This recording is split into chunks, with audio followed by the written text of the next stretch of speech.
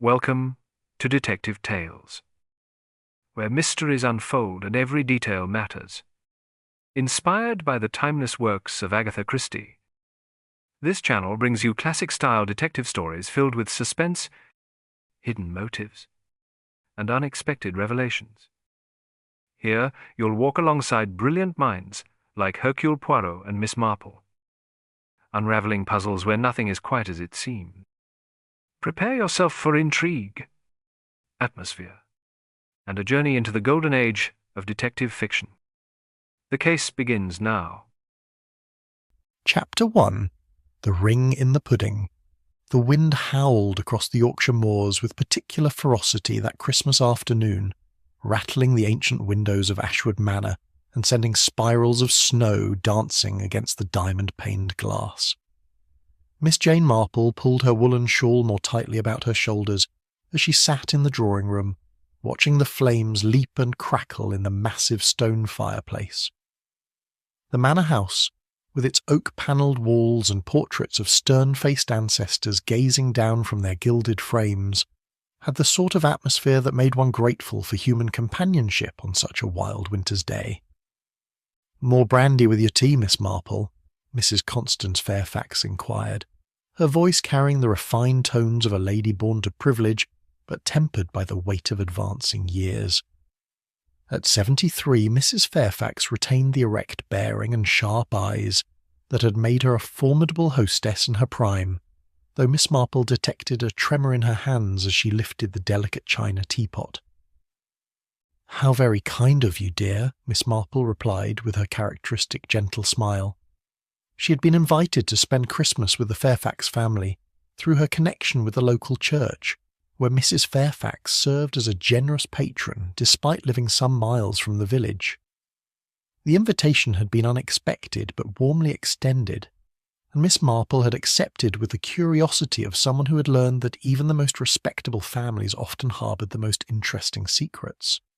The drawing-room gradually filled with the assembled family as afternoon tea gave way to the anticipation of Christmas dinner. James Fairfax, Mrs. Fairfax's eldest son, stood near the mantelpiece with the restless energy of a man uncomfortable in his own skin. At 45, he possessed the kind of nervous intensity that made others unconsciously step back when he entered a room. His wife Victoria had been notably absent from the gathering, though no one had yet offered an explanation for her whereabouts. Margaret Fairfax, James's sister-in-law, arranged herself in the chair nearest to Mrs. Fairfax with the careful precision of someone conscious of her position in the family hierarchy. She was a woman of middle years whose sharp features and calculating eyes suggested a mind that missed very little of what transpired around her. When she spoke, which was often, her words carried the subtle authority of someone accustomed to having her opinions valued.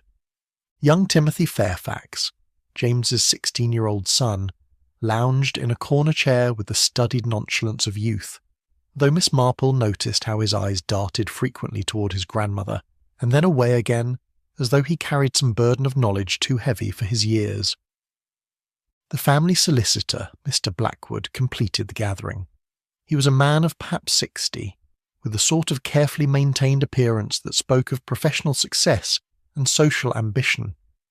His manner was deferential toward Mrs. Fairfax while maintaining the slight air of superiority that legal men often displayed in the presence of their clients. "I do hope Mrs. Pemberton hasn't outdone herself this year," Mrs. Fairfax remarked as they made their way to the dining-room. "She's been with the family for 30 years, and her Christmas pudding is quite legendary in these parts." The dining-room reflected the manor's Victorian grandeur, with its mahogany table that could easily seat 20, and the crystal chandelier that cast prismatic rainbows across the polished silver. Holly and ivy decorated the mantelpiece, while candles in silver holders provided a warm glow that softened the room's formal atmosphere. The table had been set with the family's finest china and crystal, creating an impression of festive elegance that would have satisfied the most demanding social critic. Mrs. Pemberton, the cook, appeared from the kitchen with the bearing of someone who took her responsibilities seriously. She was a woman of indeterminate middle age, with greying hair pulled back in a severe bun and hands that bore the calluses of decades spent in service. Miss Marple observed that Mrs. Pemberton seemed unusually nervous, her eyes darting about the room as though she expected some unpleasant surprise. The dinner proceeded with the stately progression of a meal prepared according to tradition, and served with the precision that only long-established households could achieve. The roast beef was carved with ceremony, the Yorkshire pudding was declared perfection, and the various accompaniments were passed around the table with a sort of ritualised politeness that marked families of breeding and consequence. It was only when Mrs. Pemberton brought in the Christmas pudding, carried aloft like a sacred offering and crowned with a sprig of holly, that the evening's careful equilibrium began to shift. The pudding was a magnificent specimen, dark and rich with the promise of dried fruits and aged spirits, exactly the sort of traditional English pudding that had graced Christmas tables for generations. The sixpence tradition, Mrs. Fairfax announced with a smile that seemed forced around the edges. Whoever finds the coin in their portion will have good luck throughout the coming year. Timothy received the first slice, as was customary for the youngest member of the family. He attacked it with the enthusiasm of youth, but after only a few bites, his expression changed dramatically. His face contorted with surprise and discomfort as he worked something around in his mouth before finally spitting it into his napkin. "Good heavens," he exclaimed, his voice carrying a note of wonder mixed with alarm. "It's not a sixpence at all." He held up his find for the table to see, and the effect was immediate and electric. Instead of the traditional silver coin, Timothy's fingers held a magnificent diamond engagement ring, its stones catching the candlelight and throwing tiny rainbows across the pristine white tablecloth. The silence that followed was profound and uncomfortable. Mrs. Fairfax had gone quite pale, her hand pressed to her throat in a gesture of obvious distress. James Fairfax stared at the ring as though it were a serpent that might strike at any moment, while Margaret's eyes had narrowed with what appeared to be calculation rather than surprise. "Dear me," Miss Marple murmured, her keen eyes taking in every nuance of the family's reactions. "What a most unusual discovery." Mrs. Fairfax found her voice first, though it trembled noticeably. "That ring," she whispered, "it belongs to Victoria." "My daughter-in-law, Victoria." The implications hung in the air like smoke from the fireplace. Victoria Fairfax, who should have been sitting at this very table, sharing in the family's Christmas celebration. Victoria, whose absence had been carefully not mentioned throughout the evening's conversation. "But how could it have gotten into the pudding?" Timothy asked, his young voice cutting through the adult tension with the directness of youth. Miss Marple studied the ring more closely, noting its excellent quality and the way it had been clearly placed rather than accidentally dropped into the mixture. The positioning was too deliberate, too careful to be the result of mere chance. Mrs. Pemberton had retreated to the kitchen doorway, her face ashen and her hands wringing the corner of her apron with desperate intensity. When Mrs. Fairfax's eyes fell upon her, the cook seemed to shrink even further into herself. "It must have fallen in by accident," Mrs. Fairfax said finally, though her words carried no conviction. "Victoria was always helping in the kitchen last Christmas. She must have been wearing it while she was assisting with the preparations." But Miss Marple had observed enough human nature in her long life to recognise the careful construction of a lie, and this explanation bore all the hallmarks of something rehearsed rather than spontaneously remembered. The remainder of the meal passed in uncomfortable silence, with the diamond ring sitting in the centre of the table, like an accusation that no one dared address directly. Miss Marple noticed how each family member avoided looking at it, as though the very sight might reveal secrets they preferred to keep hidden. It was only later, as the family dispersed to various corners of the manor for the evening, that Miss Marple approached Mrs. Fairfax privately. "Such a lovely ring," she observed gently. "Victoria must have treasured it greatly." Mrs. Fairfax's composure finally cracked, and tears began to flow down her weathered cheeks. "She did," she whispered. "She never took it off. She said James had chosen it specially for her, and it represented all their hopes for the future. And where is Victoria now, dear? The question hung between them like a bridge that Mrs. Fairfax seemed afraid to cross. Finally, she spoke in a voice barely above a whisper. She left us last Christmas Eve. There was a terrible argument about money, about the estate. She said she was starting a new life somewhere else. We haven't heard from her since. Miss Marple nodded with the understanding of someone who had heard many such stories, but her mind was already working through the implications of what she had observed. A woman who never removed her engagement ring, who helped with Christmas preparations right up until her departure, who left behind her most precious possession in a Christmas pudding. The wind continued to howl around Ashwood Manor as Miss Marple settled into her guest room for the night, but her mind was far from rest. Tomorrow, she decided, would be a good day to learn more about Victoria Fairfax and the Christmas Eve when she had supposedly chosen to abandon everything she held dear. Chapter 2. Last Christmas's Missing Guest.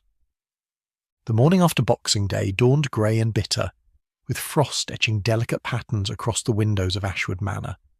Miss Marple rose early, as was her custom, and made her way to the morning room where she found Mrs. Fairfax already seated at the small table, staring into a cup of tea that had clearly grown cold some time ago.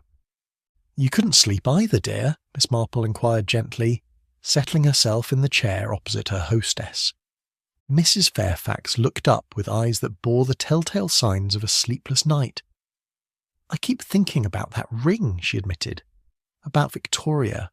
About last Christmas." Miss Marple poured herself tea from the pot that Mrs. Pemberton had left on the sideboard, noting how the cook had arranged everything with her usual precision, despite the obvious distress she had displayed the evening before. It must have been a terrible shock when she left so suddenly. "Terrible doesn't begin to describe it," Mrs. Fairfax said, her voice heavy with remembered pain. "Christmas Eve has always been the most important celebration in our family. We have traditions that go back generations. Victoria knew how much it meant to us all." "But there was an argument you mentioned." Mrs. Fairfax's hands trembled slightly as she finally lifted her teacup. "Money troubles. Victoria had developed some rather unfortunate habits. Gaming, you understand. She had accumulated quite substantial debts, and she wanted to sell her portion of the estate to settle them." Miss Marple made a small sound of understanding. That must have caused considerable distress. James was beside himself. The estate has been in the family for over 2 centuries. To break it up would have been unthinkable. But Victoria was desperate. She had received threatening letters from her creditors, most unpleasant correspondence that frightened her terribly. The morning room door opened to admit James Fairfax, though he paused upon seeing the 2 ladies in conversation. His appearance was even more haggard than it had been the evening before, and Miss Marple observed the way his eyes avoided meeting those of his mother. "Good morning, James, dear," Mrs. Fairfax said with forced brightness. "Miss Marple and I were just discussing Victoria's departure." James's jaw tightened perceptibly. "I'd rather not revisit that particular subject, Mother. What's done is done." "But surely you must have some idea where she might have gone?" Miss Marple asked with the innocent curiosity that had served her so well over the years. "None whatsoever," James replied curtly. "Victoria made it quite clear that she wanted nothing more to do with any of us. She left a note explaining her intentions." "How very distressing for you all. Did she take nothing with her? No personal belongings?" James exchanged a glance with his mother that Miss Marple found most illuminating. "She packed hastily in the night, took only what she could carry. And her jewellery. Surely a woman wouldn't leave behind such precious items." The silence that followed was pregnant with unspoken tension. Finally, Mrs. Fairfax spoke. "We packed everything away after she left. It was too painful to see her things about the house." Miss Marple nodded sympathetically. "Of course, dear. Though I must say it seems rather odd that she would leave behind her engagement ring. From what you told me, it meant a great deal to her." James's face had grown quite pale. "People do strange things when they're desperate, Miss Marple. Victoria wasn't thinking clearly toward the end." Margaret Fairfax chose that moment to make her entrance, dressed in a severe black dress that made her pale complexion appear almost ghostly. "Good morning," she said, with a sort of crisp efficiency that suggested she had been awake and busy for some time. "I trust everyone slept well after yesterday's excitement." Her choice of words struck Miss Marple as particularly interesting. Excitement seemed a rather callous way to describe the discovery of a missing woman's engagement ring. "We were just discussing Victoria's departure," Mrs. Fairfax explained. Margaret's expression hardened almost imperceptibly. Ancient history, surely. Victoria made her choice. We must all live with the consequences. "You didn't get along with your sister-in-law?" Miss Marple asked with gentle directness. "Victoria was a complicated woman," Margaret replied carefully. "She had ideas about the family, about the estate, that didn't align with tradition. She wanted to modernise everything, change centuries of established practice. That must have created tension. Indeed it did. Victoria seemed to believe that marriage into the family gave her the right to reshape it according to her whims. She was particularly insistent about having more control over the financial arrangements." James shifted uncomfortably. "Margaret, I don't think we need to air family disputes for Miss Marple's entertainment." "I hardly find family troubles entertaining, dear," Miss Marple assured him, "but I confess to being curious about the circumstances of Victoria's departure. It seems so sudden, so final." "She had been receiving those dreadful letters for weeks," Mrs. Fairfax said, her voice growing stronger as though the telling relieved some burden. "The creditors were becoming increasingly threatening. Victoria was genuinely frightened. Did anyone see her leave?" Again, that telling exchange of glances between the family members. "I was the last to speak with her," James said finally. "It was after midnight on Christmas Eve. She'd been packing in her room. She told me she'd made arrangements to leave first thing in the morning. And in the morning, she was gone. Her note was on the dressing table." Miss Marple found herself thinking of the cook's terrified expression the evening before. Mrs. Pemberton must have been quite upset. She seems like the sort of woman who would have been fond of Victoria. The reaction was immediate and telling. Margaret's face tightened. James looked distinctly uncomfortable, and Mrs. Fairfax began wringing her hands. "Mrs. Pemberton was devoted to Victoria," Mrs. Fairfax admitted. "They spent a great deal of time together, especially during the holiday preparations. Mrs. Pemberton taught Victoria many of our traditional recipes, including the Christmas pudding. Yes, Victoria was particularly interested in that recipe. She said she wanted to learn all the family traditions." Miss Marple made a mental note of this information. A woman learning family traditions hardly seemed likely to abandon them so precipitously. "And the note she left? What exactly did it say?" James appeared reluctant to answer, but his mother spoke first. "She said she was starting a new life somewhere we couldn't find her, that she was tired of living under the weight of family expectations and financial pressure." "May I see it?" "I'm afraid it was destroyed," Margaret interjected quickly. "James burned it in a fit of anger after reading it. We all thought it best to put the whole episode behind us." Miss Marple nodded as though this explanation satisfied her, though privately she found it highly suspicious that such an important document would have been destroyed so hastily. In her experience, people in distress usually kept such things, if only to torture themselves with rereading them. The arrival of Inspector Slack interrupted her thoughts. The inspector was a man of middle years who had worked with Miss Marple on previous occasions, though he had never quite reconciled himself to accepting advice from an elderly lady who knitted and observed human nature with uncomfortable accuracy. "Mrs. Fairfax," Inspector Slack said, removing his hat as he entered the morning room, "I hope you'll forgive the intrusion, but I understand there was some sort of discovery yesterday evening."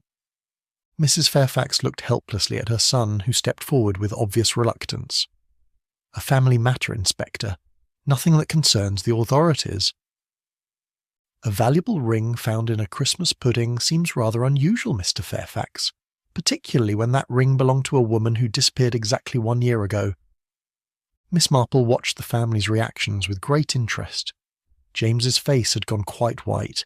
Margaret was gripping the back of a chair so tightly her knuckles showed pale against the dark wood, and Mrs. Fairfax appeared on the verge of collapse. "Victoria left voluntarily," James said, his voice strained. "She left a note explaining her intentions." A note that was conveniently destroyed, Inspector Slack observed dryly. How unfortunate. I don't suppose anyone thought to report Mrs. Fairfax's disappearance at the time. There was nothing to report, Margaret interjected. Victoria made it clear she wanted to leave. We respected her wishes. Inspector Slack turned to Miss Marple with the expression of a man seeking an ally. And what do you make of all this, Miss Marple? Miss Marple set down her teacup with deliberate care. I find it rather curious, Inspector. A woman who was learning family traditions, who was devoted to the Christmas celebrations, who never removed her engagement ring, suddenly deciding to abandon everything on Christmas Eve. It seems quite out of character, doesn't it? The silence that followed was broken only by the ticking of the long case clock in the corner. Finally, Inspector Slack spoke. I think, Mrs. Fairfax, that it's time we had a proper discussion about your daughter-in-law's disappearance. And perhaps we should start by having a word with Mrs. Pemberton about how that ring came to be in the Christmas pudding. Miss Marple noticed how Mrs. Fairfax's eyes filled with tears at these words, and how both James and Margaret seemed to shrink into themselves, as though anticipating a blow they had long expected but hoped might never come. Chapter 3. Secrets in the Recipe Tradition. Inspector Slack's request to speak with Mrs. Pemberton was met with immediate and telling resistance from the Fairfax family. James stepped forward with the protective instinct of a man shielding something precious and fragile. I hardly think it necessary to upset Mrs. Pemberton, he said, his voice carrying a note of authority that didn't quite mask his underlying anxiety. She's been with the family for 30 years. Her loyalty is beyond question. Loyalty and honesty aren't always the same thing, Mr. Fairfax, Inspector Slack replied with the dry practicality that had served him well in his profession. I'd like to hear what she has to say about the ring. Miss Marple observed the interplay with great interest, noting how Margaret had positioned herself near the door as though prepared to intercept any attempt to reach the kitchen. Perhaps, she suggested gently, we might examine the Christmas pudding recipe first. I find that understanding the traditions of a household often illuminates its secrets. Mrs. Fairfax looked grateful for this diversion. Of course, Miss Marple. The recipe has been in the family for generations. It's written in our household book, passed down from mother to daughter-in-law. She led them to the library, a room lined with leather-bound volumes that spoke of centuries of accumulated knowledge and careful preservation. From a glass-fronted cabinet she withdrew a thick, well-worn book bound in faded green leather. Here it is, she said, opening the book to a page marked with a silk ribbon. The Christmas pudding recipe, exactly as it was written by my husband's grandmother in 1847. Miss Marple studied the page with the careful attention of someone who understood that details mattered. The recipe was written in a beautiful copper-plate hand, with subsequent additions and modifications noted in different inks and different hands as successive generations had made their contributions. How fascinating, she murmured. I see there have been several additions over the years. Each generation adds their own touch, Mrs. Fairfax explained. My mother-in-law added extra brandy during the war years, when ingredients were scarce. I added chopped almonds when James was a boy, because he was so fond of them. Inspector Slack leaned over Miss Marple's shoulder to examine the recipe more closely. And what about last year? Any changes then? Mrs. Fairfax hesitated, her finger tracing the edge of the page. Victoria had been helping with the Christmas preparations. She was so eager to learn our traditions, to become part of the family history. Did she make any additions to the recipe? She suggested we might add some crystallized ginger. She said it would complement the other spices beautifully. Miss Marple turned the page and found what she was looking for. At the bottom of the recipe, in a hand that was clearly different from the others, were several lines written in violet ink. The handwriting was elegant but showed signs of haste, as though the writer had been pressed for time. Victoria's handwriting? She asked. Mrs. Fairfax nodded, her eyes filling with tears. She was so proud to be adding to the family tradition. She said it made her feel like she truly belonged here. Inspector Slack read the addition aloud. 2 ounces crystallized ginger, chopped fine. 1 additional tablespoon brandy to balance the spice, to be added with the dried fruits.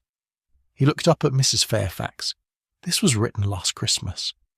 The day before Christmas Eve, Victoria spent the entire afternoon in the kitchen with Mrs. Pemberton, learning every step of the process.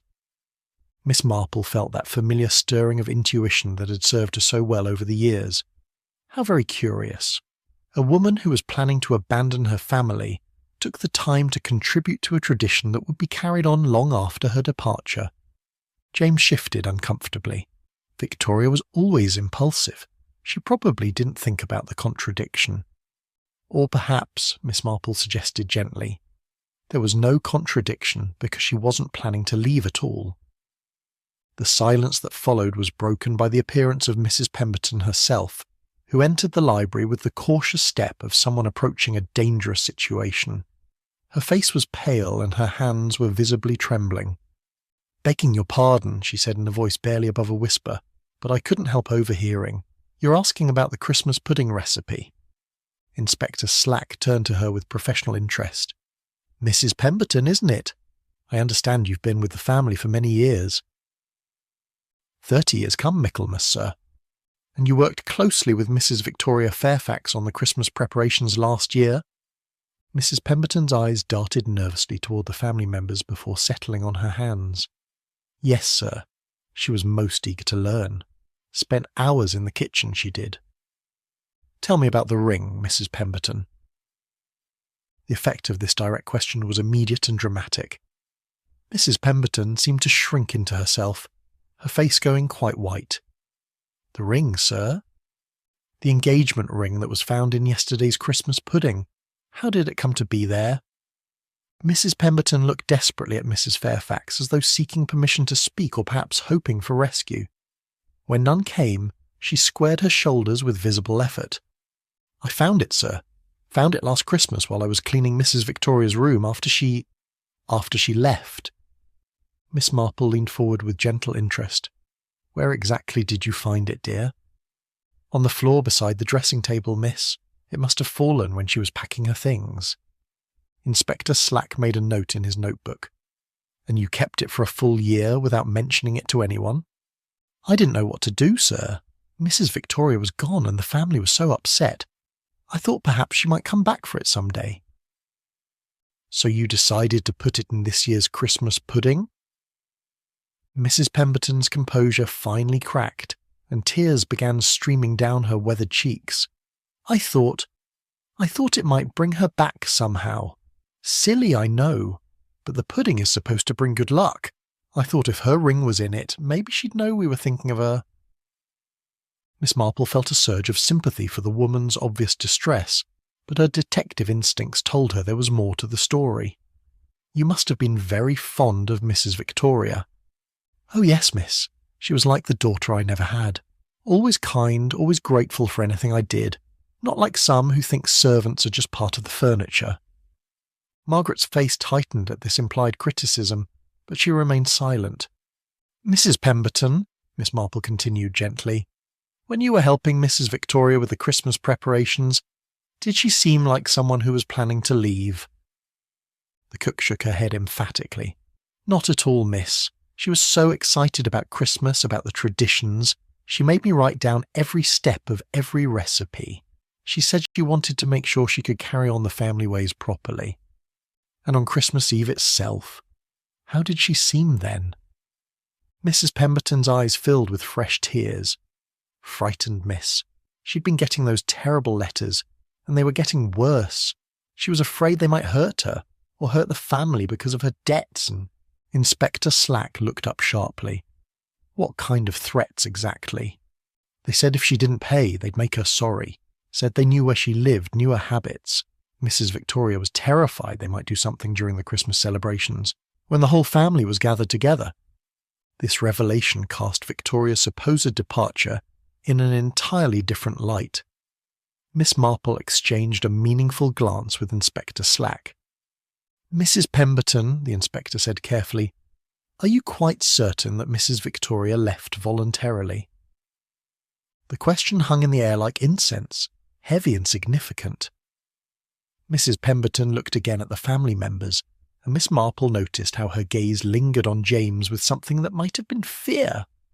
"She must have, sir," Mrs. Pemberton said finally, but her voice carried no conviction whatsoever. "She must have, mustn't she?" But Miss Marple had spent too many years observing human nature to miss the desperate plea in the woman's eyes, the unspoken message that suggested she knew far more than she dared reveal. The truth about Victoria Fairfax's disappearance was beginning to emerge, and Miss Marple suspected it would prove to be far darker than a simple case of abandonment. Chapter 4. The Cook's Nervous Confession. The atmosphere in the library had grown increasingly tense as Mrs. Pemberton's distress became more apparent. Miss Marple observed the interplay of glances between the family members with the sharp attention of someone who understood that truth often revealed itself in the spaces between words rather than in the words themselves. Inspector Slack closed his notebook with a decisive snap. "Mrs. Pemberton, I think it would be best if we continued this conversation privately. Perhaps you could show me to the kitchen." The effect of this suggestion was immediate and alarming. Mrs. Pemberton's face went deathly pale, and she began wringing her hands with such violence that Miss Marple feared she might injure herself. "Oh no, sir," she whispered, her voice trembling like a leaf in a storm. "I couldn't possibly. The family needs me here. I have duties to attend to." James stepped forward with the protective instinct Miss Marple had noticed earlier. "Inspector, surely this interrogation has gone far enough. Mrs. Pemberton is clearly upset, and I won't have her harassed in my mother's house." "No one is being harassed, Mr. Fairfax," Inspector Slack replied with professional calm, "but I find Mrs. Pemberton's reluctance to speak privately rather telling." Miss Marple rose from her chair with the gentle authority that had served her so well in countless delicate situations. "Perhaps, Mrs. Pemberton, you might feel more comfortable if I accompanied you. Sometimes it helps to have another woman present during difficult conversations." The cook looked at her with desperate gratitude, as though Miss Marple had thrown her a lifeline in a stormy sea. "Would you, miss? I'd be ever so grateful." Margaret moved to block their path with the swift efficiency of someone accustomed to taking charge. "I really don't think this is necessary. Mrs. Pemberton has already explained about the ring. What more is there to discuss?" But Inspector Slack had clearly reached the end of his patience with the family's obstructionist tactics. "Mrs. Pemberton, you will accompany me to the kitchen now, with or without Miss Marple's presence. This is not a request." The small procession that made its way to the kitchen was fraught with tension. Mrs. Pemberton walked as though she were proceeding to her own execution, while Miss Marple maintained the steady, reassuring presence that had comforted countless troubled souls over the years. The kitchen at Ashwood Manor was a magnificent example of Victorian functionality, with its massive range, scrubbed wooden tables, and gleaming copper pots hanging from iron hooks. It was clearly the domain of someone who took great pride in her work, every surface spotless and every utensil in its proper place. Once the kitchen door had closed behind them, cutting off the view from the rest of the house, Mrs. Pemberton seemed to collapse inward upon herself. She sank into a chair beside the great oak table and buried her face in her hands. "Mrs. Pemberton," Miss Marple said gently, settling herself in the chair opposite, "you're quite safe here, dear. Whatever it is that's troubling you, keeping it inside will only make things worse." Inspector Slack positioned himself near the window, his presence authoritative but not threatening. "Mrs. Pemberton, I believe you know more about Mrs. Victoria Fairfax's disappearance than you've told us. The ring in the pudding wasn't just a sentimental gesture, was it?" The cook's shoulders began to shake with suppressed emotion. When she finally raised her head, her eyes were red with tears and filled with a terror that went far beyond simple grief. "I've been so frightened, sir," she whispered. "For a whole year I've been living in terror, not knowing what to do, who to tell." Miss Marple leaned forward with gentle encouragement. "Tell us what happened, dear. Start from the beginning." Mrs. Pemberton drew a shuddering breath. "It was Christmas Eve, miss. Very late. Past midnight it was. I'd come down to the kitchen to prepare the early morning tea service. Mrs. Victoria was here." "In the kitchen? At that hour?" "She couldn't sleep," she said. The threatening letters had upset her something dreadful. She'd come down to make herself some warm milk, hoping it would calm her nerves. Inspector Slack made a note. Was she alone? Mrs. Pemberton's face crumpled with fresh anguish. At first, yes. We talked for a bit. She was so frightened, sir, talking about those creditors and what they might do to her, to the family. She said she was thinking of going away for a while, just until things settled down. And then? Someone else came into the kitchen. I heard footsteps in the corridor, and Mrs. Victoria heard them too. She went quite white, sir, like she'd seen a ghost. Miss Marple felt that familiar tightening of the nerves that indicated she was approaching the heart of the mystery. Who was it, Mrs. Pemberton? The cook's voice dropped to barely a whisper. I can't say, miss. I can't. They said they'd hurt my sister's children if I ever told anyone what I saw. Inspector Slack's expression hardened. Mrs. Pemberton, if someone has threatened you, that's a serious crime. You must tell us who it was. You don't understand, she cried, her voice breaking with desperation. They meant it, sir. My sister lives in the village with her little ones. After Mrs. Victoria, after what happened, they came to me and said they knew where my family lived, knew their habits, said accidents could happen so easily to children. Miss Marple reached across the table to take the woman's trembling hands in her own. What did you see, dear? What happened to Victoria? Mrs. Pemberton was sobbing now, the tears of a year's worth of suppressed terror and guilt flowing freely. There was an argument, miss, about money, about the estate. Mrs. Victoria said she'd found something, some evidence about missing funds. She threatened to go to the police after Christmas. And then... The shouting got louder. Mrs. Victoria was backing away toward the pantry. She looked so frightened, miss. And then... Mrs. Pemberton's voice failed her entirely. Inspector Slack moved closer, his voice gentle but insistent. What happened then, Mrs. Pemberton? There was a struggle. Mrs. Victoria fell. Her head struck the corner of the marble counter. The words came out in a rush now, as though the dam of secrecy had finally burst. There was so much blood, sir. She wasn't moving.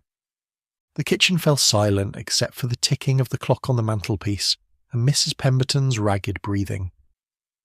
Miss Marple spoke carefully. And the person who was with her? What did they do? Panicked at first.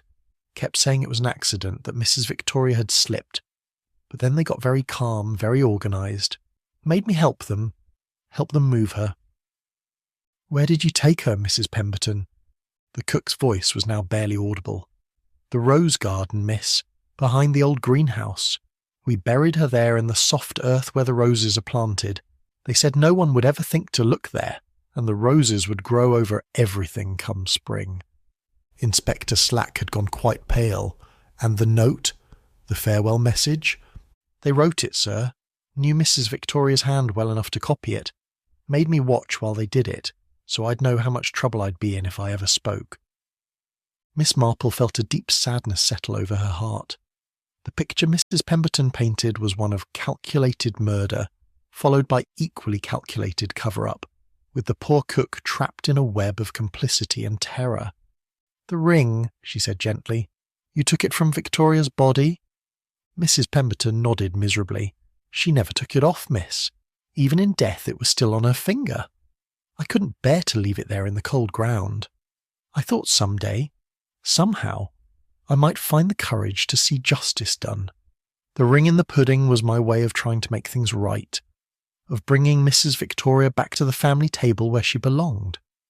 Inspector Slack closed his notebook again, this time with grim satisfaction rather than frustration. Mrs. Pemberton, you'll need to come with me to make a full statement, and then we'll need you to show us exactly where Victoria Fairfax is buried. As they prepared to leave the kitchen, Miss Marple paused to pat Mrs. Pemberton's shoulder with gentle compassion. You've done the right thing, dear. Victoria can finally rest in peace, and you can stop living in fear. But even as she spoke the words of comfort, Miss Marple's mind was working through the implications of what they had learned. Someone in the Fairfax family was a murderer, someone who had lived with their secret for a full year, while poor Mrs. Pemberton suffered in terrified silence. The truth was finally emerging, but Miss Marple suspected the worst revelations were yet to come. Chapter 5. Memories of Christmas Past. The revelation in the kitchen had sent ripples of shock through Ashwood Manor that no amount of proper English composure could entirely conceal. While Inspector Slack escorted Mrs. Pemberton to the police station to make her formal statement, Miss Marple found herself alone with the Fairfax family in the drawing-room, where the atmosphere had grown as cold as the winter wind rattling the windows. James paced before the fireplace with the restless energy of a caged animal, his face haggard with what Miss Marple recognised as the particular strain that comes from maintaining a lie under pressure. Margaret sat rigidly upright in her chair, her hands folded so tightly in her lap that her knuckles showed white against the dark fabric of her dress. Mrs. Fairfax had aged 10 years in the space of an hour, her face bearing the weight of terrible knowledge finally brought to light. "I suppose you think we're all suspects now," James said, his voice tight with barely controlled emotion, thanks to the fevered imaginings of a hysterical cook. Miss Marple looked up from her knitting with the mild expression that had so often preceded her most devastating observations. "Mrs. Pemberton didn't strike me as hysterical, dear. Terrified, certainly, but quite lucid about what she witnessed. A woman who's been living with guilt for a year might imagine all sorts of things," Margaret interjected, with the sharp precision that seemed to be her natural mode of speech. The shock of Victoria's departure could have unbalanced her mind. "Departure?" Miss Marple repeated gently. "I thought we had established that Victoria never left Ashwood Manor alive." The silence that followed was profound and uncomfortable. Mrs. Fairfax was the first to break it, her voice barely above a whisper. "I keep thinking about that last Christmas," she said, her eyes fixed on some distant point beyond the windows. Victoria was so excited about the traditions, so eager to be part of everything. She spent weeks preparing for the celebration. Miss Marple set down her knitting with deliberate care. "Tell me about that Christmas, dear. What do you remember most clearly?" Mrs. Fairfax's eyes filled with tears. Victoria had been working on something special, something she was very secretive about. She said it was going to be her gift to the family, something that would secure everyone's future. James stopped his pacing abruptly. "Mother, I don't think we should be discussing Victoria's private affairs with a stranger." "Miss Marple is hardly a stranger," Mrs. Fairfax replied with a spark of her old authority. "And perhaps it's time we stopped keeping secrets. They've done us little good so far." Margaret's face had gone quite pale. "Mrs. Fairfax, surely you don't mean to air all our family business?" But Mrs. Fairfax continued as though she hadn't heard the protest. Victoria had been spending a great deal of time in the estate office, going through the account books. She said she wanted to understand the family finances better, to be a proper help to James in managing things. Miss Marple felt that familiar stirring of intuition. And what did she discover in those account books? She never said directly, but she was troubled about something. She kept asking questions about expenditures, about where certain funds had gone. James's face had grown very red. Victoria had no business poking about in the estate accounts. She wasn't qualified to understand the complexities of managing a property like this. "Perhaps not," Miss Marple agreed mildly. "But she was intelligent enough to recognise when something was amiss, wasn't she?" The accusation hung in the air like smoke from the fireplace. Margaret rose from her chair with sharp, angry movements. "I won't sit here and listen to insinuations about the family's honour," she declared. "Victoria was a gambling addict who had run up enormous debts. If she found discrepancies in the accounts, it was probably because she was looking for money to steal." "Margaret!" Mrs. Fairfax exclaimed, her voice sharp with disapproval. "How can you speak so cruelly of the dead?" "Because someone needs to tell the truth about Victoria's character," Margaret replied coldly. "She wasn't the innocent victim everyone seems determined to make her. She was desperate, reckless, and perfectly capable of destroying this family to save herself." Miss Marple observed this exchange with great interest, noting how Margaret's passionate defence revealed as much as it concealed. "You seem to have given considerable thought to Victoria's motivations, dear. I had to live with her for 3 years. I saw how she manipulated James, how she used her charm to get her way in everything. And yet, Miss Marple said thoughtfully. Mrs. Pemberton described someone who was frightened rather than manipulative. Someone who was threatening to go to the police with evidence of wrongdoing. James slammed his hand against the mantelpiece with sudden violence. Enough! I won't have Victoria's memory dragged through the mud, and I won't have my family subjected to these accusations. What accusations, dear? Miss Marple asked with innocent curiosity. I'm simply trying to understand what might have driven someone to murder. The word hung between them like a sword. Mrs. Fairfax began to weep quietly, while James and Margaret exchanged a look that Miss Marple found most illuminating. You think one of us killed her, James said flatly. One of us murdered Victoria and buried her in the garden like a common criminal. Someone did, Miss Marple replied with gentle certainty. Mrs. Pemberton was quite clear about that. The question is who and why. Margaret moved to stand beside James in a gesture that struck Miss Marple as oddly protective. You have no proof of anything except the ravings of a frightened woman. I have Victoria's engagement ring, which she never removed, found in a Christmas pudding made by someone who witnessed her murder, Miss Marple corrected mildly. I have a family that destroyed what they claimed was a suicide note. I have evidence that Victoria discovered financial irregularities serious enough to warrant police involvement. And I have a victim buried in secret, her death concealed for an entire year. Mrs. Fairfax looked up from her handkerchief with red-rimmed eyes.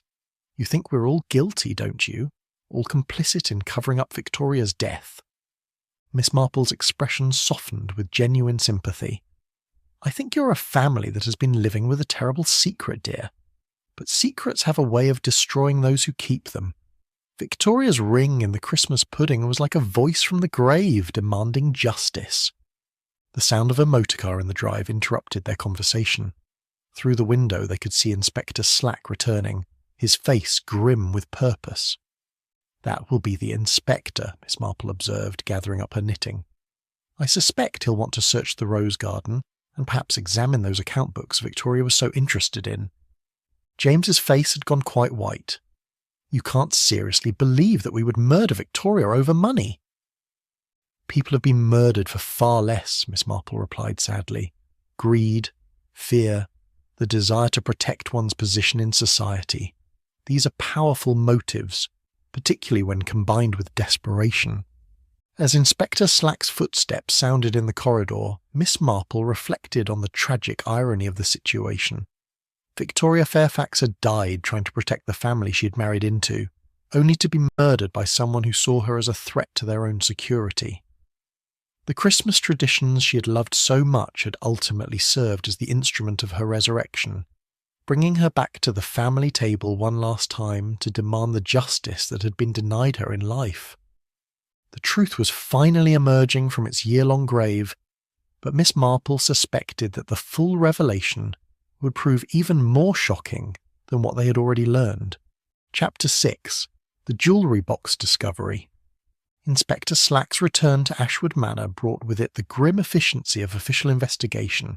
He was accompanied by Sergeant Mills, a younger man whose notebook and measuring tape suggested they were prepared for thorough work. The family watched from the drawing-room windows as the two policemen made their way toward the rose garden, following Mrs. Pemberton's directions to the site where Victoria's body lay buried. I suppose we should be grateful it's winter, Margaret observed with bitter practicality. At least the roses aren't in bloom to be disturbed. Mrs. Fairfax turned from the window with a shudder. How can you speak so callously? Poor Victoria has been lying out there in the cold earth for an entire year. Victoria is beyond feeling cold now, Mother, James said with the flat tone of someone whose emotions had been exhausted by strain. What matters is protecting the living.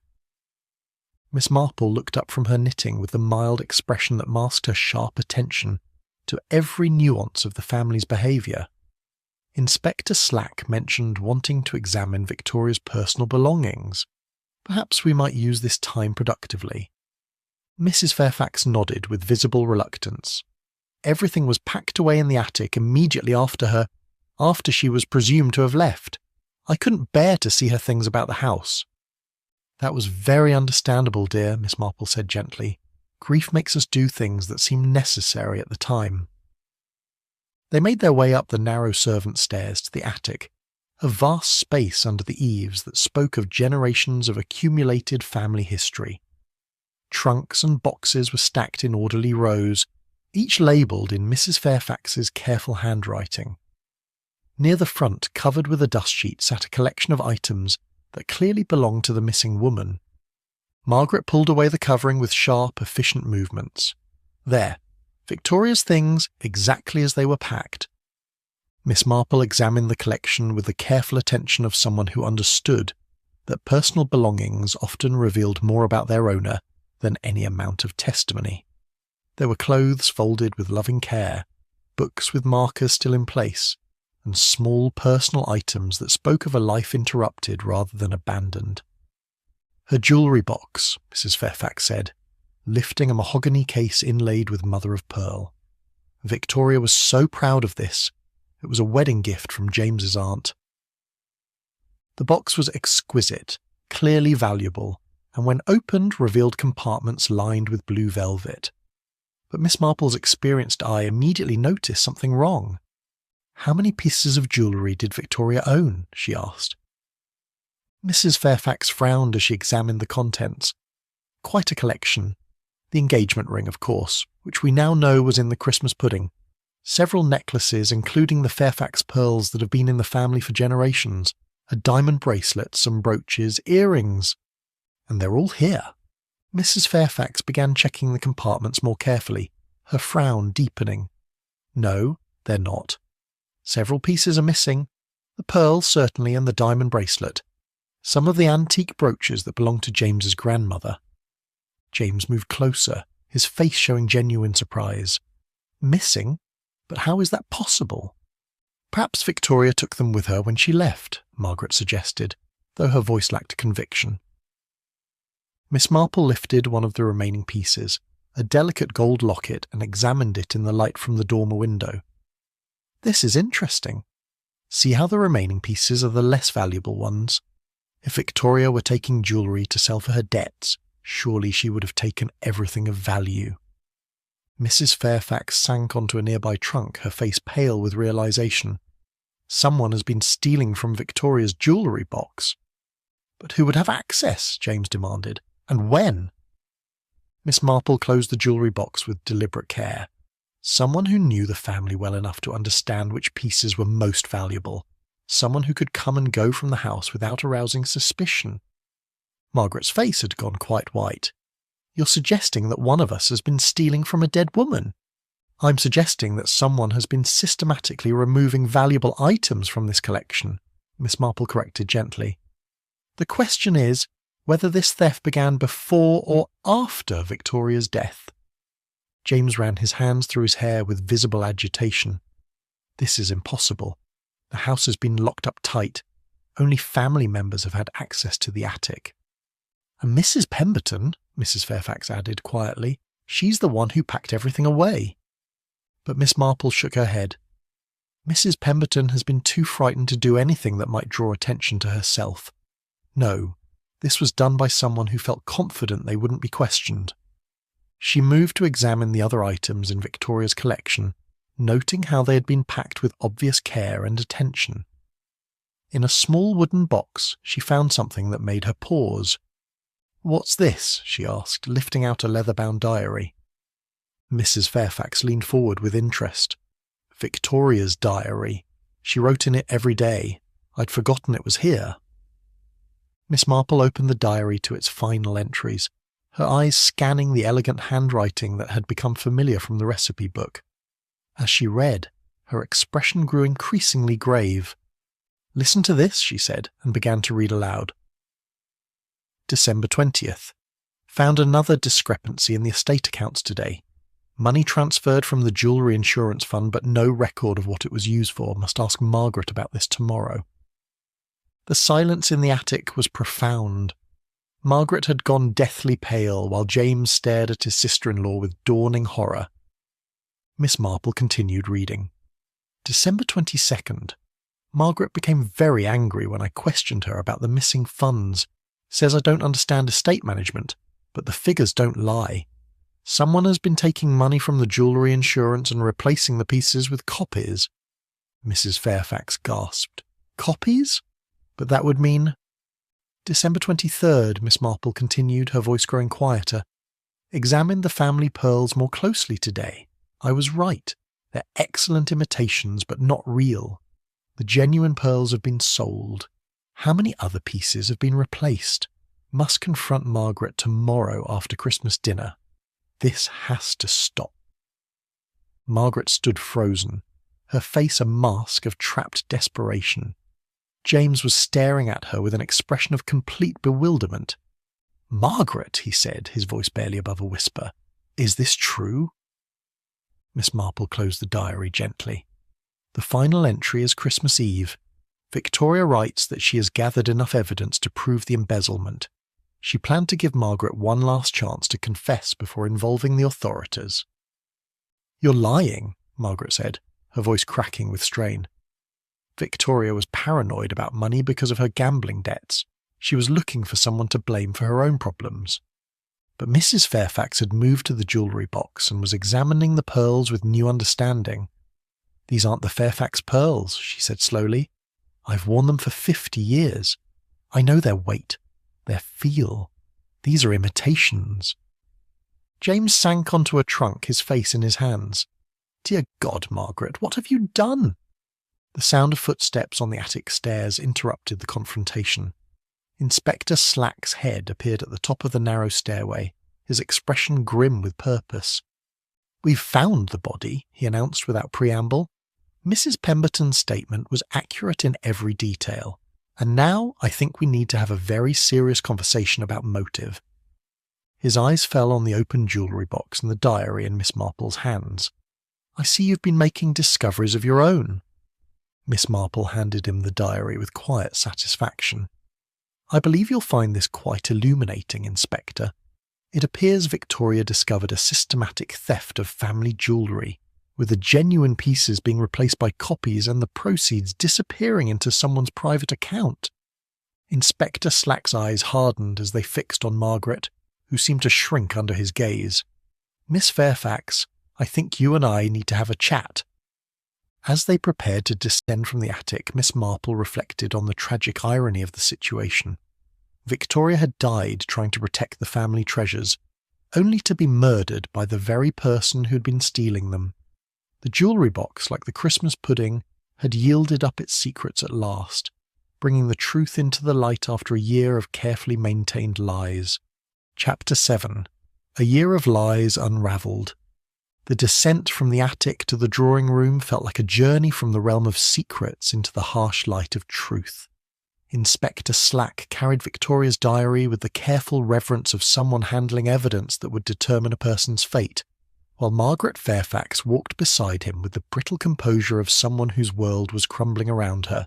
Miss Marple observed the family dynamics with the sharp attention that had served her so well in countless previous investigations. James appeared genuinely shocked by the revelations about his sister-in-law, his face bearing the particular pallor of someone discovering that they had been living with a lie. Mrs. Fairfax moved like a woman aged by sorrow, her earlier dignity now tempered by the weight of terrible knowledge. In the drawing room, Inspector Slack positioned himself near the fireplace with the authority of someone prepared to take command of the situation. Miss Fairfax, he began, his voice carrying the formal tone that marked the transition from social conversation to official interrogation. I'm going to ask you some questions, and I strongly advise you to answer them truthfully. Margaret had taken refuge in the chair furthest from the fire, as though seeking shadows in which to hide. Her hands were folded in her lap with such rigid control that Miss Marple could see the tremor she was fighting to suppress. I have nothing to say beyond what I've already told you, Margaret replied, her voice carrying the sharp edge that had characterised all her speech since Miss Marple's arrival.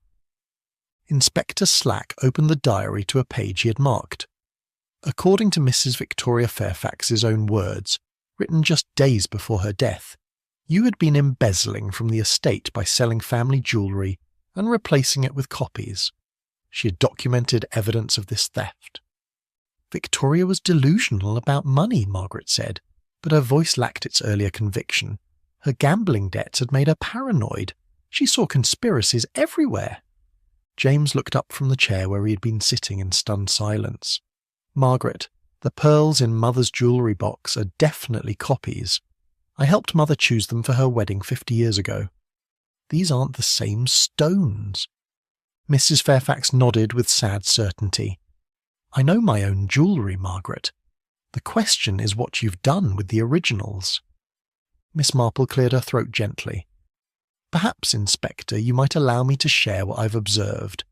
Sometimes an outside perspective can illuminate patterns that those closer to the situation might miss." Inspector Slack nodded with the grudging respect he had developed for Miss Marple's insights over their previous collaborations. "Please, go ahead." Miss Marple set aside her knitting and addressed the room with the quiet authority of someone accustomed to being heard.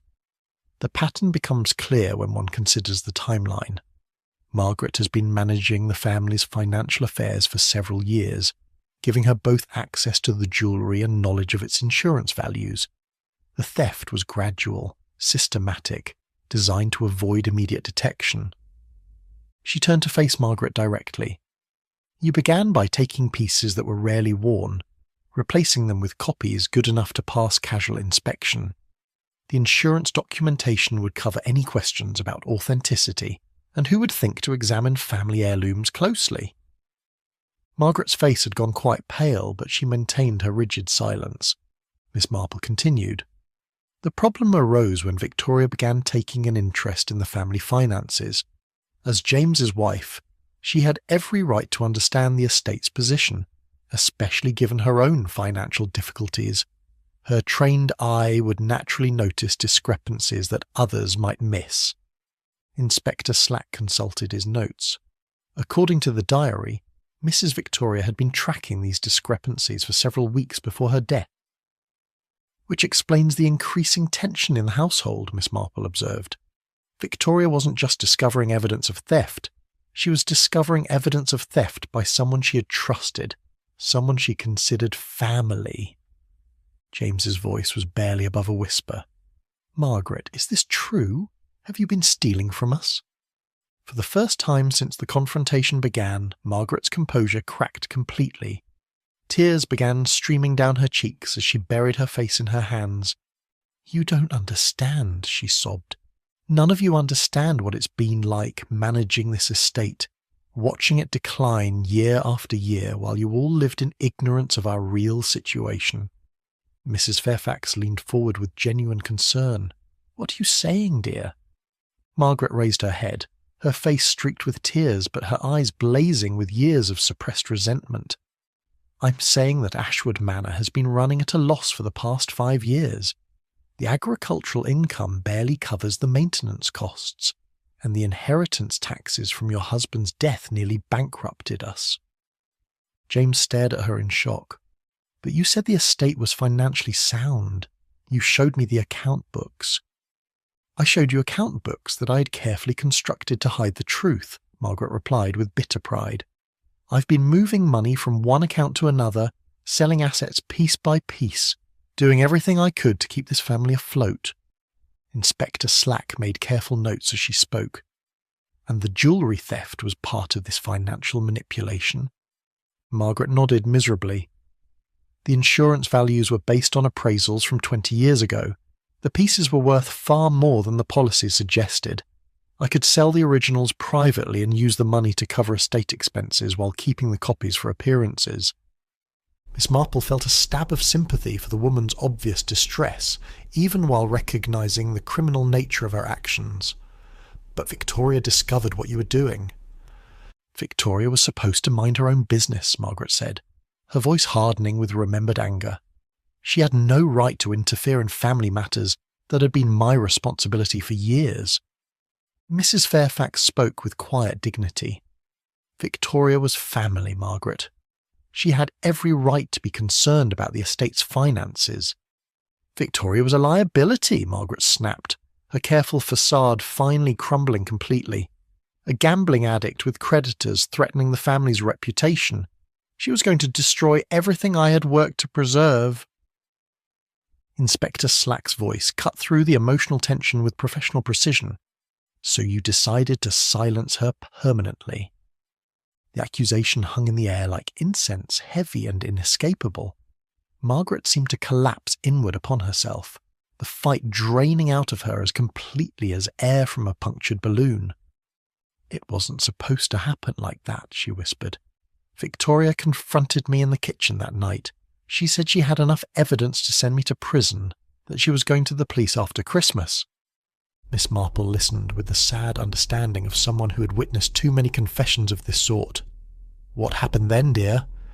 "She threatened me," Margaret continued, her voice growing stronger with the relief of finally telling the truth. "Said she would expose everything, unless I confessed and made restitution. She didn't understand that there was no money left to make restitution.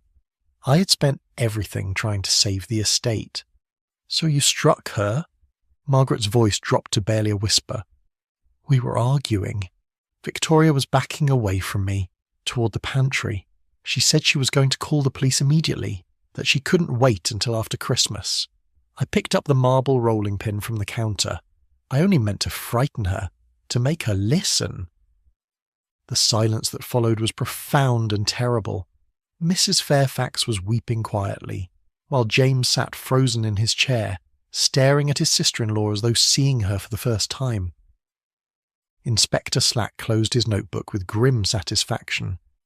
"Margaret Fairfax, I am arresting you for the murder of Victoria Fairfax. You're not obliged to say anything, but anything you do say may be taken down in writing and used in evidence against you." As the handcuffs clicked into place, Miss Marple reflected on the tragic irony of the situation.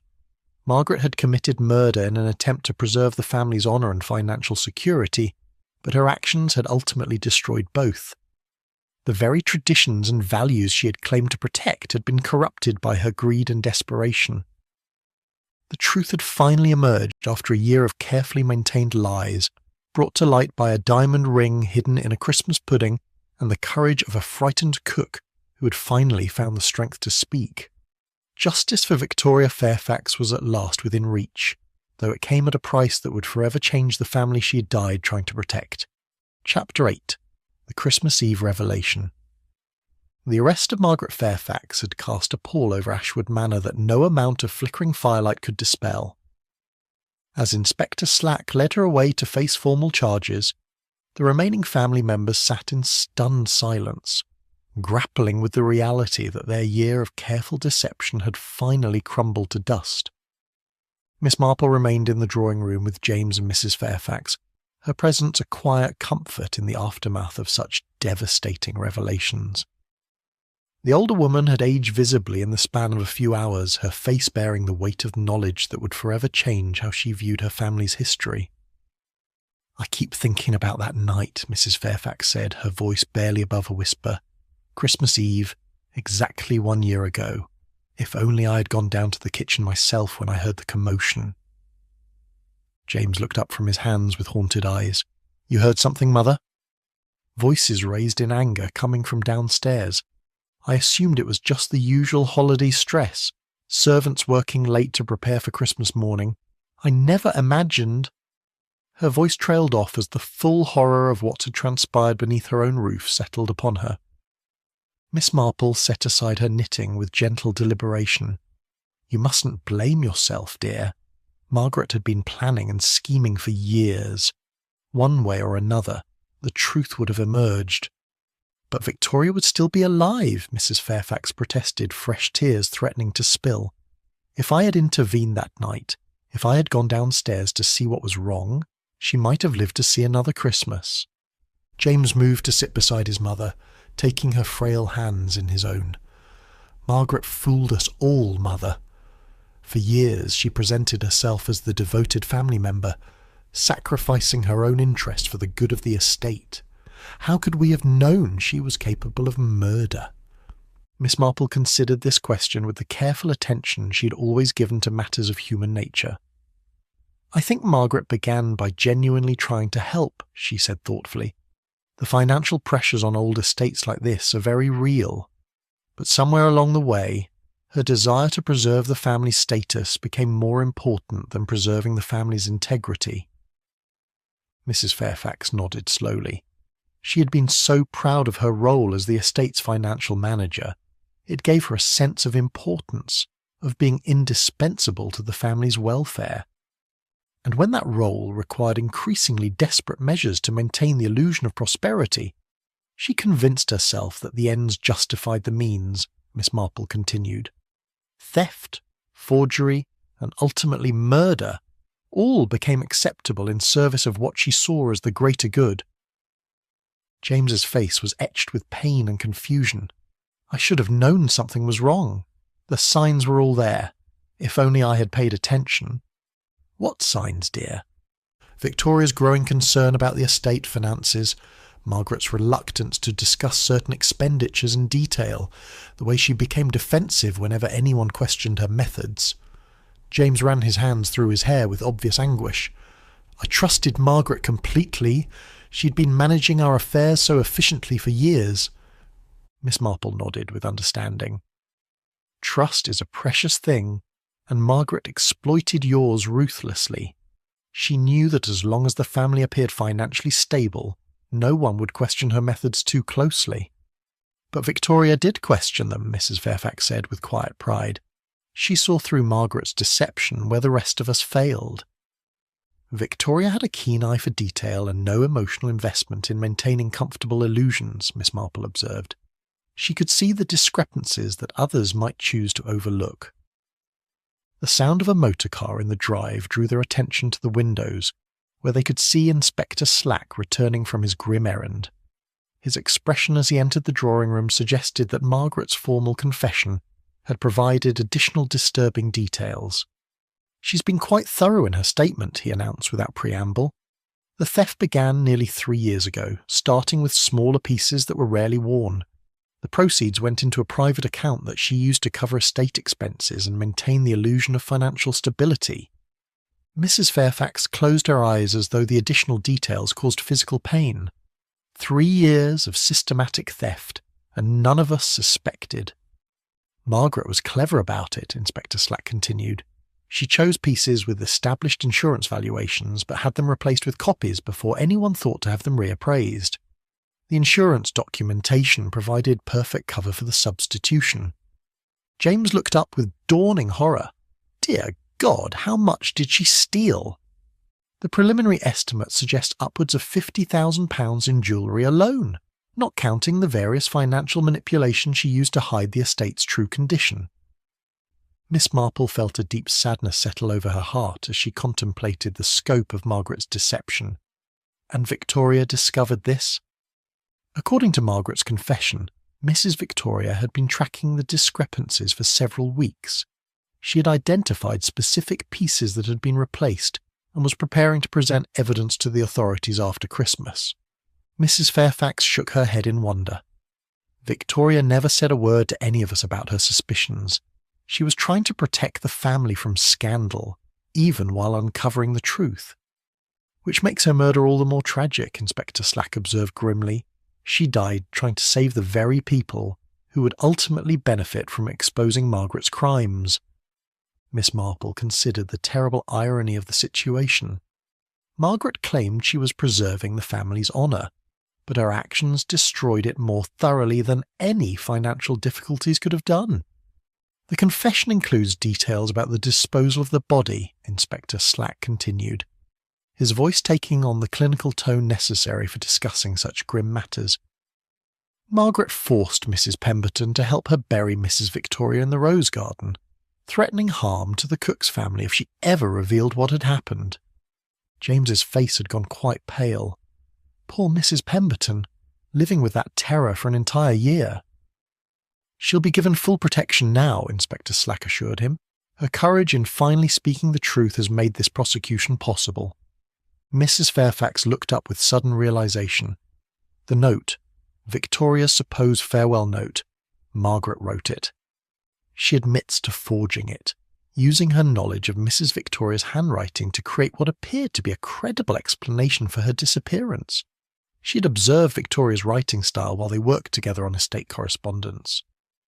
Miss Marple reflected on the calculated nature of Margaret's deception.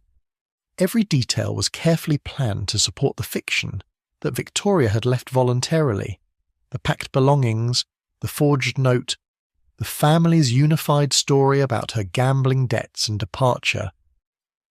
The ring in the Christmas pudding was the one element Margaret couldn't control, Inspector Slack noted with satisfaction. Mrs. Pemberton's desperate attempt to bring Victoria back to the family table ultimately brought the whole deception crashing down. As they sat in the gathering dusk of the winter afternoon, Miss Marple contemplated the strange justice of the situation. Victoria's engagement ring, the symbol of her love for James and her commitment to the family, had served as the instrument of her posthumous vindication. The Christmas traditions she had embraced so enthusiastically had provided the means for her voice to be heard from beyond the grave. "What will happen to the estate now?" Mrs. Fairfax asked quietly. "That will depend on the extent of the financial damage and the family's ability to make restitution," Inspector Slack replied. "But at least the truth is finally known. Victoria Fairfax can be properly laid to rest, and those responsible for her death will face justice." Miss Marple picked up her knitting as the last light faded from the windows of Ashwood Manor. Tomorrow would bring new challenges for the surviving family members, but tonight at least the lies that had poisoned their lives for a year had finally been exposed. The truth, however painful, had set them free to begin the long process of healing and making amends for the terrible price of Margaret's desperate schemes. Chapter 9. Truth Hidden in Plain Sight. The following morning brought with it a curious sense of both ending and beginning to Ashwood Manor. The winter sun, pale but determined, streamed through the frost-etched windows of the breakfast room where Miss Marple sat with the surviving members of the Fairfax family. The events of the previous day had left them all emotionally exhausted, but there was also a palpable sense of relief that the terrible burden of deception had finally been lifted. Mrs. Pemberton had returned from the police station looking years younger despite her obvious fatigue. The terror that had haunted her eyes for a full year had been replaced by something approaching peace, though Miss Marple noticed the cook still started at sudden sounds and kept glancing toward the kitchen door as though expecting unwelcome visitors. "I keep thinking about the pudding," Mrs. Pemberton said quietly as she served the morning tea with hands that no longer trembled. "How I put Mrs. Victoria's ring in there, hoping somehow it would bring her back to us." Miss Marple looked up from buttering her toast with the gentle attention she had always given to matters of the heart. "In a way, dear, it did. Victoria's ring brought her back to the family table one last time, and her presence there demanded the truth that had been denied her in life." James sat at the head of the table, a position he had inherited by birth but which now seemed to weigh heavily upon his shoulders. His face bore the particular strain of someone forced to confront uncomfortable truths about those closest to him. "I've been thinking about the signs I missed," he said, his voice heavy with self-recrimination. Margaret's increasing defensiveness about the estate accounts, her reluctance to discuss certain expenditures, the way she became agitated whenever Victoria showed interest in the finances. Mrs. Fairfax reached across the table to pat her son's hand with maternal comfort. "We all missed the signs, dear. Margaret was very clever about maintaining her deception." Miss Marple set down her teacup with deliberate care. "I think Margaret's deception was successful precisely because it was hidden in plain sight. She didn't skulk about in shadows or behave suspiciously. Instead, she presented herself as the devoted family member sacrificing for the greater good." "How do you mean?" Mrs. Fairfax asked. "Consider how she positioned herself within the family structure," Miss Marple explained. "Margaret made herself indispensable as the financial manager, the one person who understood the complexities of estate management. This gave her both access to commit her crimes and protection from scrutiny." Mrs. Pemberton nodded with dawning understanding. She was always so proud of how well she managed things, used to say the family would be lost without her organisational skills. And when the theft began, she could justify it to herself as temporary measures to preserve the family status, Miss Marple continued. Each crime became easier to rationalise because it was committed in service of what she saw as a noble purpose. James's expression grew increasingly troubled. She convinced us all that the estate was financially sound while systematically looting our assets.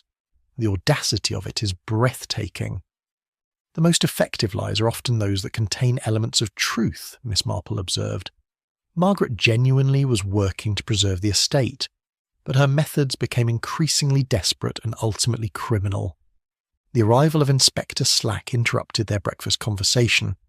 He entered the room with the satisfied bearing of someone whose investigation had reached a successful conclusion, though his expression remained professionally grave. "Good morning," he said, removing his hat with practised courtesy. "I hope you'll forgive the early intrusion, but I wanted to update you on the progress of our investigation." Mrs. Fairfax gestured to an empty chair. "Please, join us, Inspector. I suspect we all need to understand the full scope of what Margaret has done." Inspector Slack accepted the offer of tea from Mrs. Pemberton before consulting his notebook.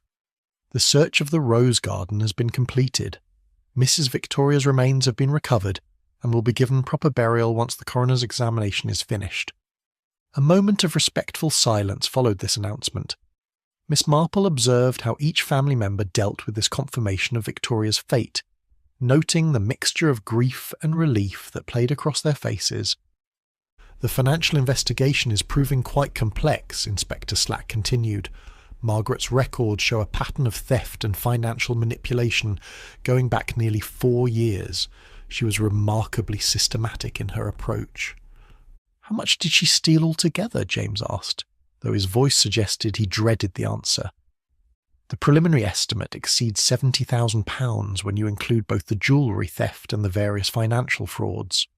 She had been using estate funds to purchase jewellery insurance, then selling the actual pieces and keeping the copies to maintain appearances." Mrs. Fairfax closed her eyes as though the numbers caused physical pain. £70,000! How could we not have noticed such enormous sums going missing?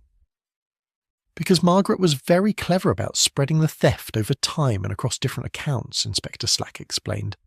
"She would transfer money from one fund to another, always with plausible explanations, while gradually converting assets to cash through private sales." Miss Marple found herself thinking about the psychology of Margaret's crimes. It must have been tremendously stressful, maintaining such an elaborate deception while appearing to function normally as a family member. According to her confession, the strain was becoming unbearable, Inspector Slack confirmed. She had been receiving inquiries from art dealers and jewellery experts, who were becoming suspicious about the provenance of pieces she was trying to sell. The net was closing around her. Mrs. Pemberton spoke up quietly. "Mrs. Victoria mentioned receiving threatening letters about her gambling debts. Were those real?" Inspector Slack nodded grimly. "Unfortunately, yes. Mrs. Victoria's gambling problems were genuine, though not as extensive as Margaret led the family to believe. The creditors were putting pressure on her, but the amounts involved were manageable. So Margaret used Victoria's real financial troubles as cover for her own much larger crimes," James said with dawning understanding. "Exactly. When Victoria began investigating the estate finances, Margaret saw an opportunity to deflect suspicion by emphasising the gambling debts and suggesting that Victoria was looking for money to steal." Miss Marple reflected on the cruel irony of the situation. Victoria was trying to solve the family's financial problems, while Margaret was actively creating them. The very person Victoria trusted to help her understand the accounts was the one who had been manipulating them. "The diary entries make this clear," Inspector Slack said. Mrs. Victoria had identified specific discrepancies and was methodically building a case against Margaret. She had even contacted an independent accountant to review the estate books. Mrs. Fairfax looked up with sudden interest. "An accountant? We knew nothing about this."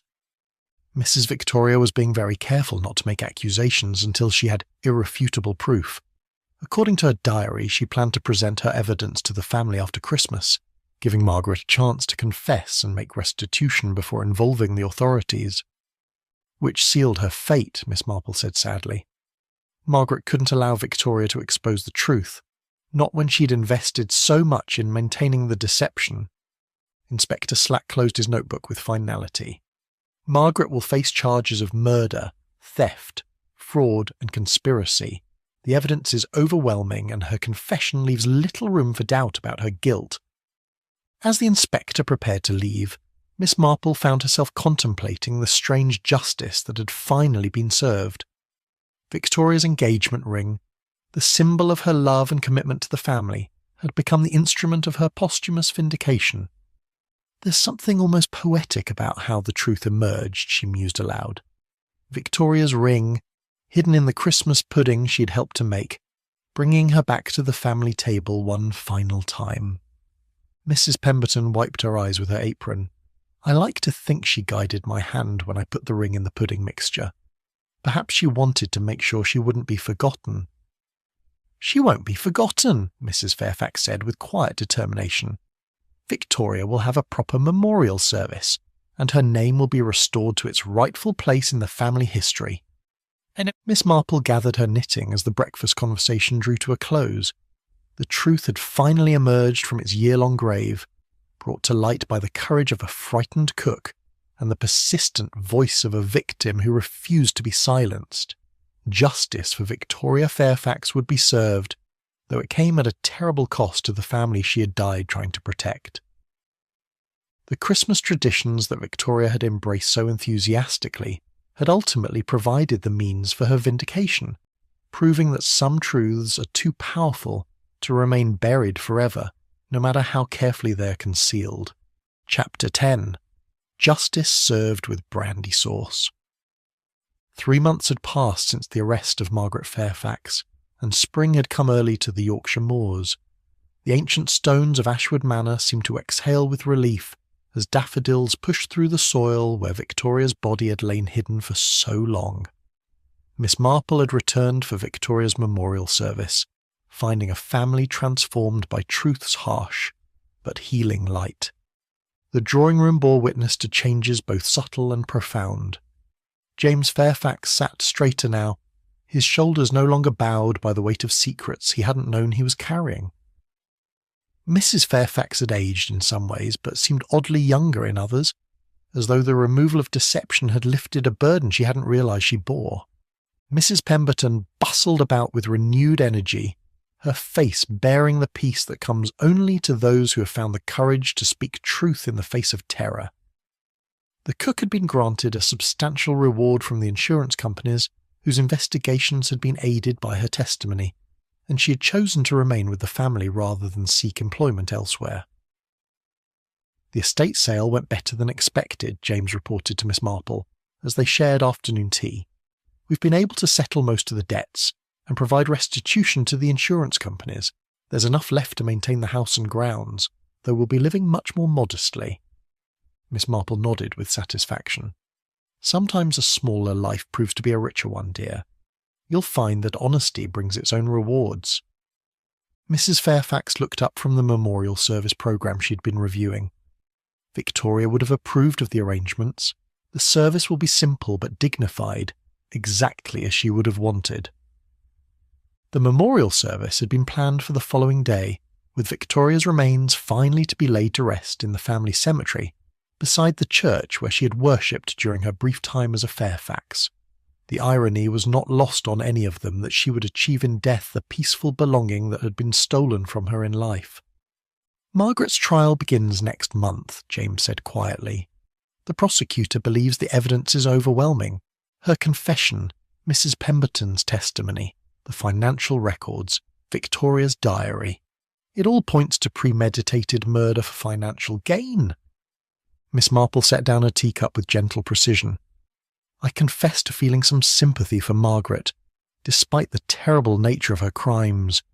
She began with good intentions, trying to preserve the family's heritage and status. Good intentions that led to theft, fraud, and murder, Mrs. Fairfax observed with the firmness of someone who had been forced to confront hard truths about family loyalty. Indeed. The road to destruction is often paved with such intentions, Miss Marple agreed. Margaret convinced herself that the ends justified the means, but each compromise made the next one easier until she had travelled so far from her moral centre that murder seemed like a reasonable solution. Mrs. Pemberton entered with a fresh pot of tea and a plate of small cakes that bore witness to her renewed pride in her craft. The young Master Timothy sends his regrets that he couldn't be here for the memorial service, she announced.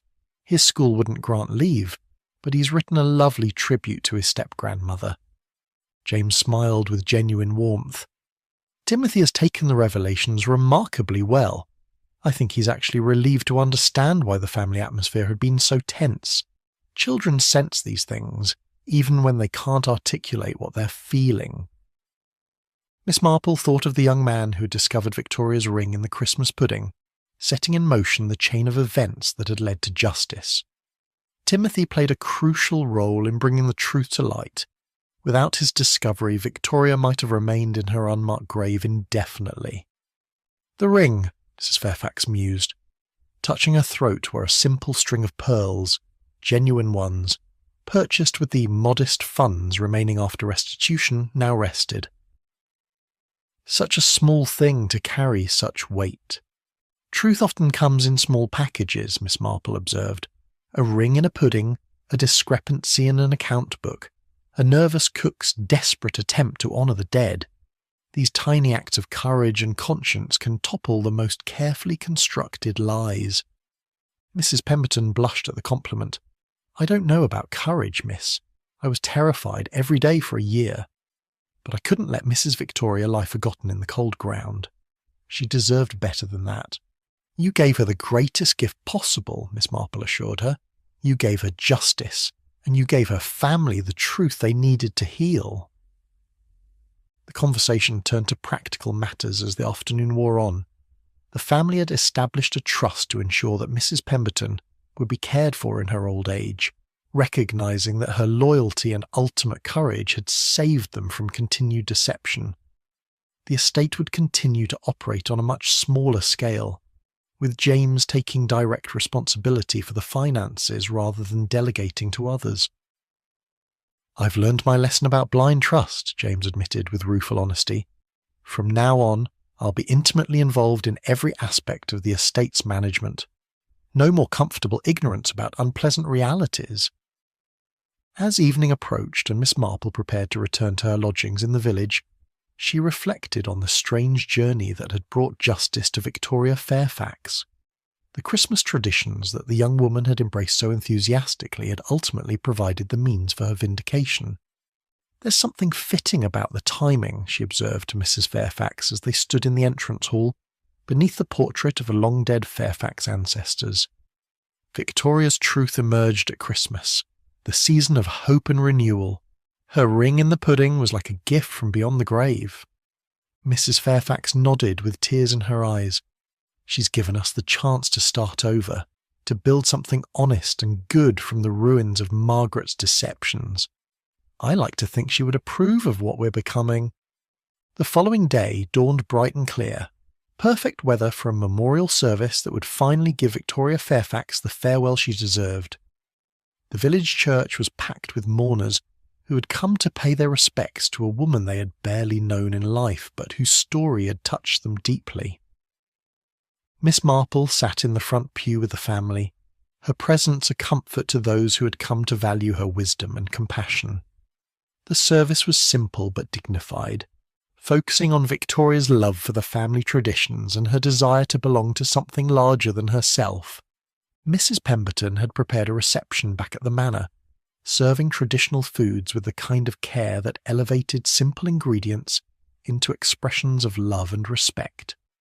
The gathering was subdued but not mournful, carrying the atmosphere of people who had found peace after a long struggle.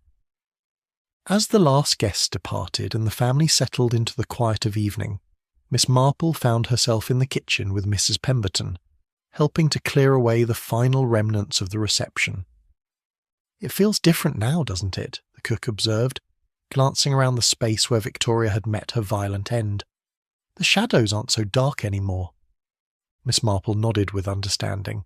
Truth has a way of cleansing even the most troubled spaces. Victoria can rest now, and so can you. As she prepared to leave Ashwood Manor for the final time, Miss Marple reflected on the lessons the case had taught her about the power of secrets to corrupt and the equal power of truth to heal. The Christmas pudding tradition would continue, but with a deeper understanding of its significance. not just as a vehicle for luck and good fortune, but as a symbol of how the past connects to the present and how love can transcend even death.